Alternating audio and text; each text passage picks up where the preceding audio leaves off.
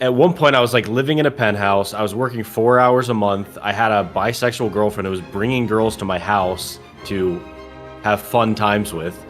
And then I had like a chef and a cleaner. And it was like, I just felt like, is this it? Yeah, long time no see.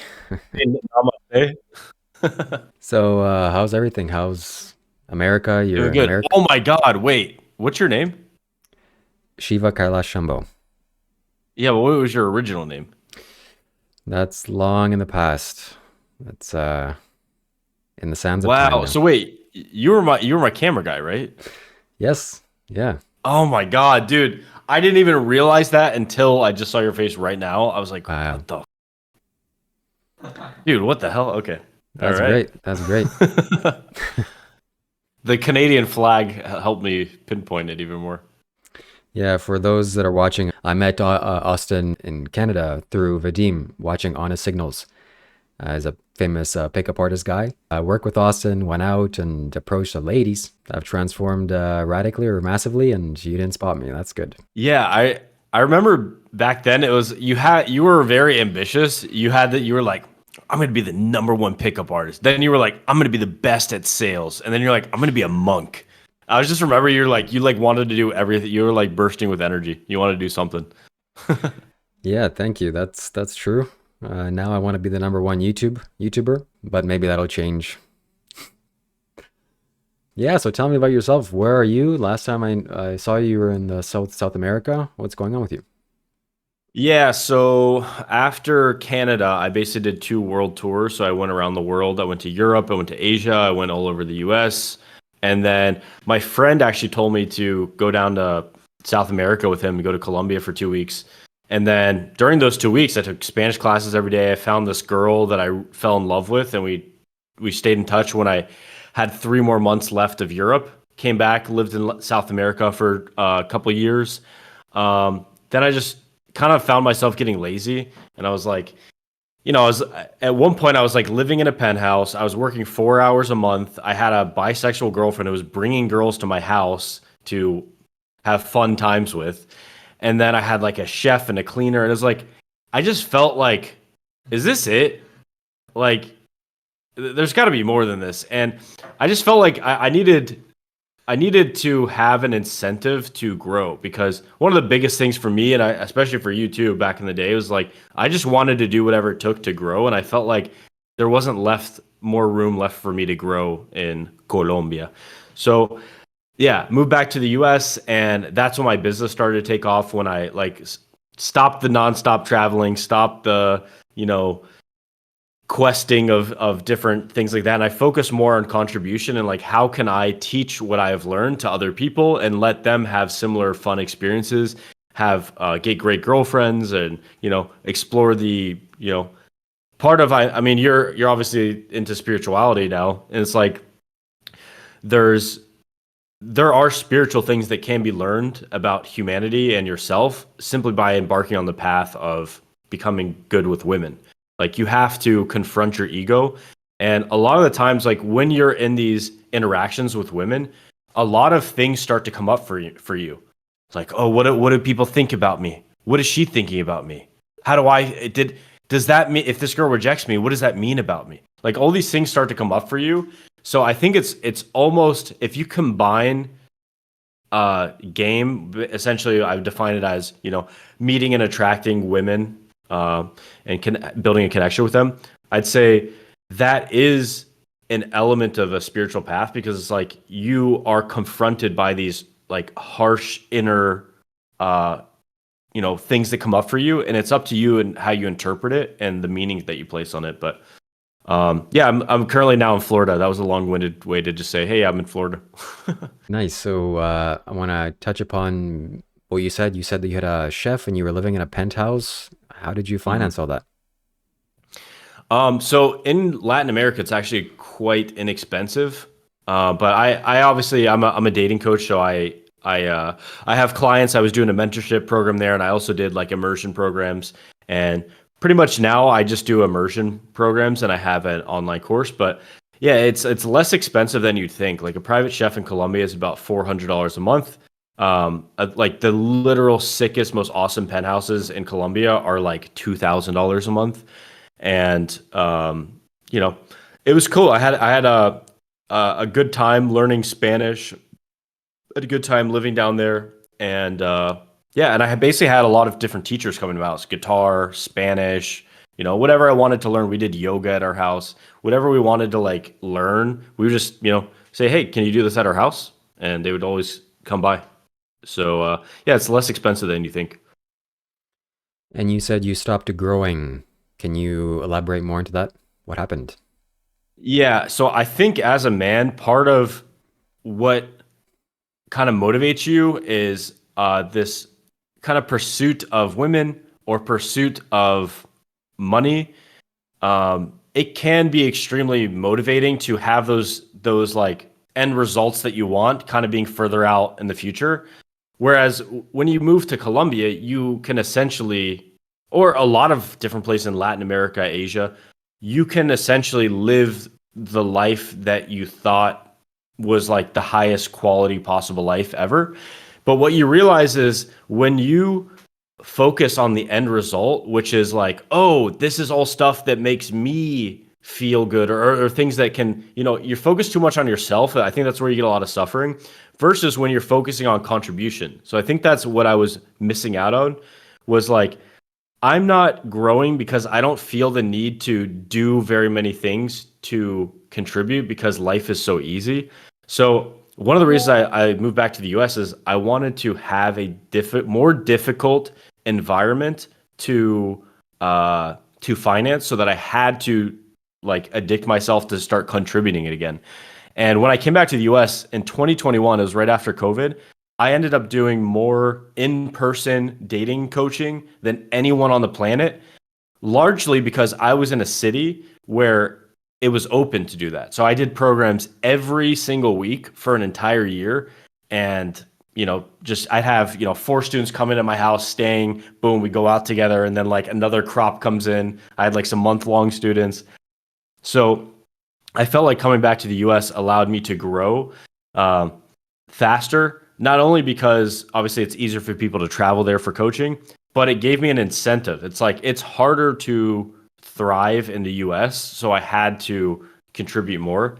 And a big realization for me that I've had actually very recently is the times in my life that I am enjoying the most, it's when I'm contributing the most. It's when I'm giving the most. So like 2021 in Miami, when I was doing the most coaching on planet Earth, when I was first learning game, it was all like, oh, I learned this. Let me share it with the community. And then, and same thing with YouTube. It's like I created videos and put it out, and it just felt so good to give. And that's what I'm kind of reconnecting with myself now is like, I want to start contributing way, way more. Like the gift is the giving, right? So that's a big realization I've had recently. So many people don't know what this word dating coach is. Some people may find it funny. Why do you need a dating coach? Can you elaborate? What does it mean to be a dating coach? Yeah, so a dating coach essentially helps people get their dating goals, which is for most people, it's just they want to get a girlfriend. And I would say for most people, most guys are going to be happiest, and also most women are going to be happiest in a monogamous relationship. Um, that's the data I've seen, and that's what I've seen is just people are most happy in that situation. So the reason why a dating coach is even a thing is because there's this term evolutionary mismatch. We live in a very different environment today than we evolved to live in. You evolved to live in a tribe, 100 to 200 people. You would know everyone. You'd have a strong sense of community. And women would essentially be gravitating toward guys that, show interesting traits. Like this guy's the best hunter. This guy's the most athletic. This guy's, he's he's very charismatic. He's a great leader. Like they would just gravitate toward these guys, and there's not many options. So you just naturally find yourself in a relationship. Versus today, when society is set up by different forces to essentially be like separating people. Like in America, it's one of the most lonely places on earth, to be honest. Like there's a lot of people that are just alone. They're in cities. They're isolated. They don't have a lot of friend groups. They don't have a lot of options when it comes to dating. And society views men largely as like expendable, and they don't really care if you're not getting your dating results handled or not. So it's a combination of a lot of things. You have corporate influences. You have guys are more likely to get addicted to porn. You have this intense status hierarchy that kind of makes men feel get into self-pity and shame cycles when they compare themselves to other people because of Instagram. You have girls having inflated senses of what they deserve and they're entitled to because they see other girls getting those certain things, and they now have global attraction.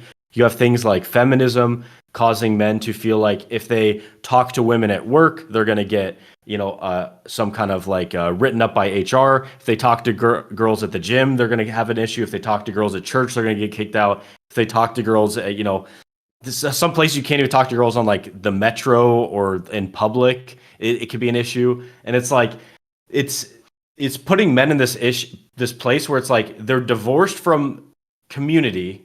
They don't have a support network. Then they're like have to compete a bit against guys globally.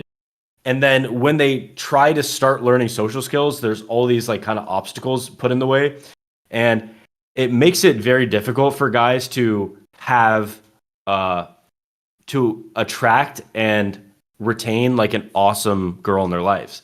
And so that's why I have a job. And there's a lot of lonely guys out there, and there's a lot of guys that, due to not even really that much fault of their own, they are, for whatever reason, spiritually compromised, or they have like, they literally are stuck in different cycles, whether it's shame, whether it's self-pity, whether it's depression, despair. And it's up to me to not only help them with the dating stuff, but also help them work through and guide them through the process of healing those inner issues as well. So I don't say like, hey, I'm going to heal your inner trauma. I'm going to heal all these inner issues for me. No one's going to listen to that. You got to meet people where they're at, where it's just like, I want a girl. I want to have sex and I want to date. So I meet with them where they're at, and I kind of help them through that process. And what a dating coach does, what a good dating coach does, which is what I do, is I lead them through immersion. Not like, hey, every 2 weeks, I'm going to send you a tip in the email or something. Like, no. Immersion has the power to transform. I'm sure when you were doing your spiritual stuff, you weren't like, you know what, let me read a page of a book every week and then that'll, you're like, I want to get around these people. I want to feel the spiritual energy. I want to connect, join in community. I want to like understand and like fully transform. And that's, I think, what I offer to my clients is like a full transformation. At the end of every immersion I do, I ask them, what like questions do you have? And most immersions, they go, I don't have any questions anymore. Like I know exactly not only what to do, I know how to do it, I know when to do it. And there's certain shifts that have happened internally where they have that confidence in themselves that they can do it. That's basically what I do. And I cannot stress the importance of immersion in anything you do. I speak Spanish now. Yo puedo hablar en español así, en cualquier tópico. Like I can speak Spanish on any topic because I lived in Colombia, had a Colombian girlfriend, and I had a Colombian Spanish teacher, several actually, that taught me over the period of months and years. So it's like, if I'm fully immersed, I'm going to learn Spanish. Versus, what most people do is like they go to class and they like what language did you take in school? French. French. And are you fluent in French? Absolutely Might not. be yeah. I was gonna say it might be a caveat because you're in Canada and there are a lot of French people there, but yeah, most people they go French 1, 2, 3, whatever, and they don't remember anything because they're not immersed. They do like a class and then they go home and they forget. And it's like you need immersion to be able to like fully transform. So yeah, I'm ranting too much, so I'll let you. Okay, so this is quite a unique job. So Yeah. how did you get started in this? How does one become a dating coach in the first place? So I became a dating coach organically because what I realized now looking back is I was stuck in a story telling myself no girl will like you. And what I did by saying that and asking myself the question, why does no girl like me? It repelled the girls that actually did like me. And like any guy listening, if you are exposed to enough girls, there's going to be a decent amount that are attracted to you, a decent amount that are kind of neutral, and a decent amount that just don't really care. But the decent amount that are attracted to you, you're not going to understand that they're attracted to you if your lens of looking at life is that no girl is attracted to you. So I was repelling girls by that mindset. And partially that mindset was due to a lot of pain in my adolescence, which was my mom passed away, my stepdad abandoned me. I didn't have the most supportive father figure. And I had a lot of like intense trauma in my adolescence. And it made these feelings of inadequacy kind of come up. And when I realized that I had a lot to be grateful for, when I realized that some women could like me and I opened my mind to the possibility of that, I had the epiphany. And I literally had the epiphany watching a YouTube video. I was like, I didn't know game or like these dating skills of like approaching a stranger and like sparking attraction. I didn't know that was possible. I literally did not, I had no clue. And when I saw that, it was an epiphany for me. And I was like, wow, this is possible. And what I did was I used that epiphany to get me to start taking action. The second epiphany I had was this guy was listening to a course. He goes, if you made it this far in the course without approaching someone, turn this video off right now and go approach. And that was my first approach. I said, put that off. Boom. Did they approach? And the girl actually smiled. And then I approached 5 other girls after that, and they all looked like disturbed. And I was looking back, I was probably like, being too close or doing something weird or whatever. Just my energy. I don't know. But after I did those few approaches, I was hooked. I was like, this is so fun and liberating and free. I feel like I have control of my destiny now. So I started approaching a lot. I posted on like Facebook groups and forums about it. And then I made some money in college running a painting business. And I took that money to go on a free solo backpacking trip to Europe. And every single day I was going out, meeting girls, talking to girls at the hostel, going out, gaming, meeting up with guys from like the Facebook groups. And I learned so much on that journey. At the end of it, I went to Florida and I met my mentor, and I listened to a podcast. Very serendipitous how life works sometimes. I was listening to a podcast that says, if you want a job, offer to do anything, sweep the floor, work for free, do whatever it takes just to get your foot in the door. Then they'll like, know, and trust you, and they'll basically offer you a position, basically. Like, unless you're working for like some weird psychopath or something. So that's what I did. I started working for my mentor, Vadim, at Honest Signals. And he was, in my mind, and also in a lot of people's minds, the literal best at day game in the world. Like, he was just so awesome, so charismatic. Like, even to this day, thinking back on it, I'm like I am so fortunate. He was such an awesome like human being in a lot of ways, and he was an awesome mentor, and he was an awesome just at his skills. Like, he was so refined in the way that he spoke, and like it was very interesting. And just the frame that he had, and like how he carried himself, and how he dealt with difficult situations, I will always remember that. Awesome guy. And so I learned a lot from him. I basically I started doing what you did for us, which was I was the camera guy, and then I filmed him at a music festival that I paid the ticket for.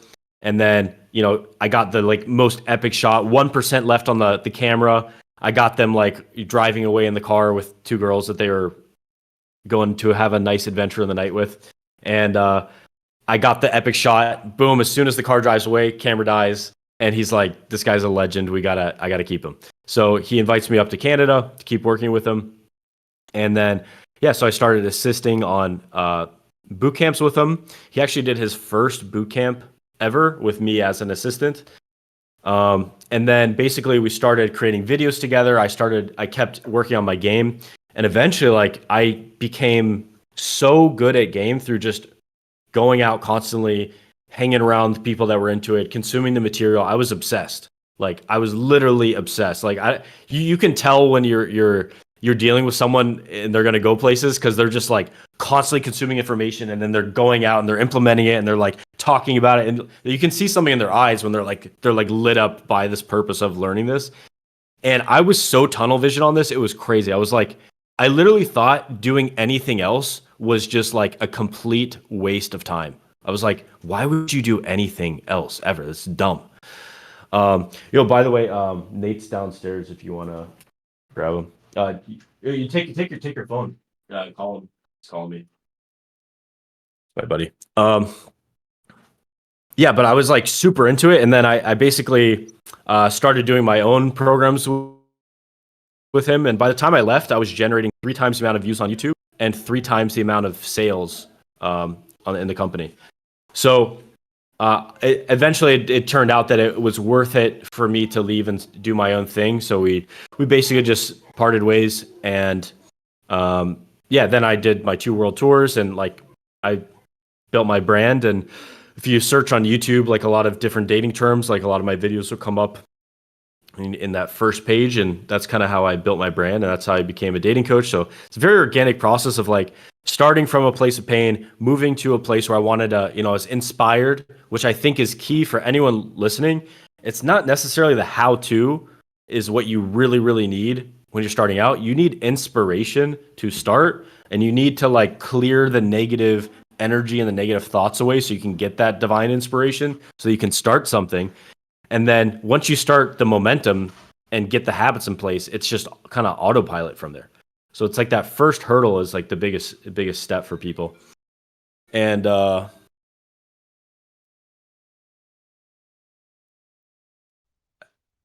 Christian? But yeah, it's the first step for people. And what was I gonna say? Yeah, so I was inspired. I started assisting. I got a great mentor. And then, if you want to get a mentor, like you can either volunteer to work for free and show that you have skills and competence. And then you can also just pay. Like it's the easiest way, honestly. And and then I basically built some authority through that, and I started my own thing. So I'm here today speaking with you. Yes, thank you. So can you share some general advice to the men that are listening? Maybe they're not so involved in the pickup world or the dating world, but they want to get results. Some general advice. What would you say? So at a very like high level, I would say if you just want results, which is like people starting from a lower paradigm, they're just like, I want the results. Give me the results, right? So the main thing for results is like it's a combination of game, which is like your ability to kind of create that desire in a woman, your ability to lead, your ability to be funny, charismatic, kind of flirt, do some takeaways. So it's your game times your volume, which is how many opportunities are you creating? Like if I have amazing game and I'm in a monogamous relationship and I'm not approaching anyone, like my results in terms of like new women is going to be obviously a little bit lower. If I have insane volume, but my game is really bad, my energy's off, I'm making people feel bad, my results are going to be bad. So game times volume times SMV, which while everyone has inherent value, there's also like marketplace value, right? Like I could believe that my half-drank bottle of San Pellegrino has a tremendous value and I could like sell it pretty well, but there is a marketplace value, and the marketplace value for half-drank bottles is not that great. So everyone has kind of like a marketplace value, but you don't really want that to kind of like mess with your psychology of how you view yourself. You essentially should view yourself as like the shit. Anything that you think could be a potential issue, you should flip into a positive. So like a lot of people get hung up about their race or their age or their height or whatever. You can literally flip things into a positive and start viewing it as like, no, it's the shit, right? And if you start viewing yourself as like awesome, high value, you also it doesn't even necessarily have to be delusional, but you have to at a bare minimum have self-esteem where you view yourself as a good person and like a good option. Like it does impact how you sell yourself if you don't believe that you're awesome, right? Um, so at a very basic, like kind of low level paradigm, that's it. Results equals SMV times game times volume. If and I would also say that included in that game is like self-esteem, your perception of yourself, and kind of like a low-level spiritual understanding where it's like you want to keep your energy more pure. And at a more specific level, it'd just be like cognitive behavioral therapy. Be like, make sure that your thoughts are quite pure and also positive. Like if you have negative energy, not only will girls not want to hang around you, no one really wants to hang around you. So, yeah, I would include that in game. So if you're a positive, charismatic guy who's approaching a lot of girls or setting up, systems with Instagram or ads or online dating, and then you have worked on yourself in terms of just your default on paper value, like your SMV, you're going to get results in dating. And the problem with most people is they do not do the volume part. And that's true with business, that's true with dating. It's like you need to have sufficient volume. Yeah, understood. Very, very valuable. So how does semen retention play into your teaching, or does it play into your dating advice? So I've noticed the best results I get is when I'm like 4 to 7 days of retained. But I think I don't really speak too much about it because I know for every guy it's different. There's some guys can like bust like 3 nuts a day and like they're like ready to go for more and it doesn't affect them in any way. And then there's some guys who like they bust once, they're out for like a week. So it's very individual. But I have noticed there's like a sweet spot, and I think that sweet spot depends on each guy. But dude, yeah, your energy, your testosterone, and like your masculinity are definitely peaked when you're more horny for sure. But there's a balance there too, and the reason why it's a balance, if you're too horny, you come across as desperate. If you're too uh like released or whatever, then you come across as not caring enough, so you're like too detached from outcome. So there's like a sweet spot, freedom from outcome versus intent, and I think that plays into it a bit. Yeah. But I think you don't really need to think about like, oh shit, I need this optimized, I need to be seen, I also need this. Like you can get results no matter what your situation is, and I think that's an important lesson to take as well. Mhm. Is Nate here? Okay, nice. I think that's in our podcast. If you have any last words to share, or tell the viewers where they can find you. Yeah, my name's Austin Summers. You can find me on YouTube, Austin Summers, Instagram, Austin Summers. But yeah, if you're interested to know more about like just practical dating strategies, I have tons of videos online on my YouTube channel where you can basically just see like here's step by step how to meet a girl during the daytime.